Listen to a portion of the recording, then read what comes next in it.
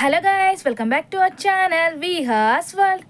ఈరోజు మన రెసిపీ వచ్చేసి, ఈరోజు ఏం రెసిపీ చేయాలో ఆలోచిస్తూ మా మమ్మీని అడిగా ఏం రెసిపీ చేద్దామని. మా మమ్మీ అనింది మిగిలిపోయిన దోశ పిండితో బోండా వేయమని. ఫస్ట్ నేను షాక్ అయ్యా, దోశ బ్యాటర్తో బోండా ఎలా చేస్తారని. మా మమ్మీని అడిగి రెసిపీ ప్రాసెస్ మొత్తం తెలుసుకున్నా. ఇప్పుడు దోశ బ్యాటర్తో బోండా ఎలా చేయాలో చూద్దాం రండి. దోశ బ్యాటర్లో కట్ చేసి పెట్టుకున్న ఆనియన్స్ అండ్ గ్రీన్ చిల్లీ, అలాగే 1 కప్ రవ్వని కూడా వేసుకోవాలి. అలాగే టేస్ట్కి సరిపడ సాల్ట్, కొద్దిగా జీలకర్రని కూడా వేసుకొని బాగా మిక్స్ చేసుకోవాలి. బ్యాటర్ అంతా మిక్స్ చేసుకున్న తర్వాత ఒక 10 మినిట్స్ రెస్ట్ ఇవ్వాలి. ఈలోగా మనం ఆయిల్ని హీట్ చేసుకోవాలి. స్టవ్ ఆన్ చేసుకొని కడాయిని పెట్టుకొని ఆయిల్ వేసుకొని ఆయిల్ హీట్ అయ్యాక మనం ముందుగా మిక్స్ చేసి పెట్టుకున్న పిండిని బోండాలుగా ఆయిల్లో వేసుకుంటే సరిపోతుంది. బోండాలన్నిటిని గోల్డెన్ బ్రౌన్ కలర్ వచ్చేంత వరకు మనం తిప్పుతూ ఫ్రై చేసుకోవాలి.